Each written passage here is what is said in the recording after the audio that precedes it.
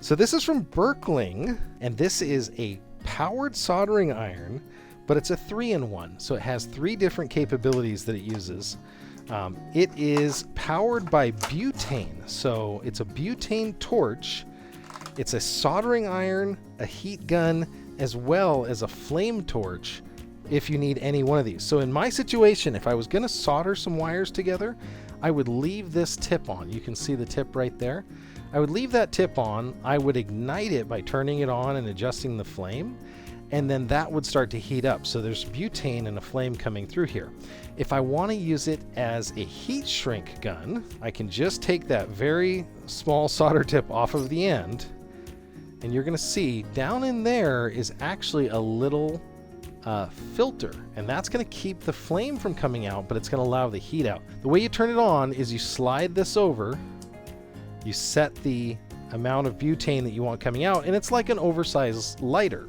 Now, if I need to go a little bit further, I'm going to show you one other trick. If I want to use it in torch mode, I take this out and I take that capsule out. Now I leave the rest of it, and now that flame has a direct path out of here, and I can use it as a torch to light a campfire, to do anything that I need an actual flame. Now what's neat about this is it does have this wire rest like a regular soldering iron. So this is your soldering iron that you don't need to take electricity with you. So now they've got an adjuster right here. I just hit the button on it. Now it's going to be hard to see on this camera because there's so much light, but do you see that light that's in there? It's actually creating a flame now. So if I turn it off, you can see down there, flame goes out, a little tiny bit of smoke popped out of there. I can do it again this way. So I can take it right underneath and I can start to heat shrink. It works in any orientation. There you go. So you can start to see it heat shrinking here. If you get it too close, you can overheat those wires. So I can go work my way down and be super careful because it is hot. You can see it moving that heat shrink.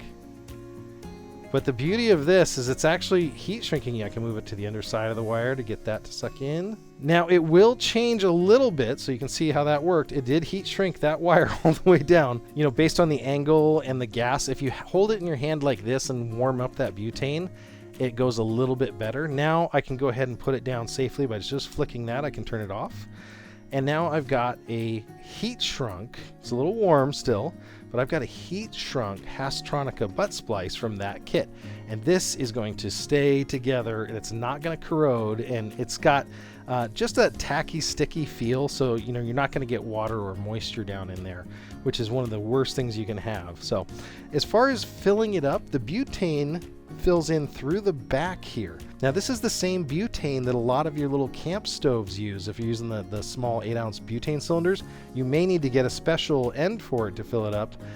Or if you have a cigar torch, this is the same butane filler there. So you fill it up, and you can see how much butane is in it through this kind of the sight glass that they have here. You'll see a little bit of fluid. That's the liquid butane in there. I've got about a half in there available, and you can fill this up. It lasts an incredibly long time on just that amount. So one of my favorite tools.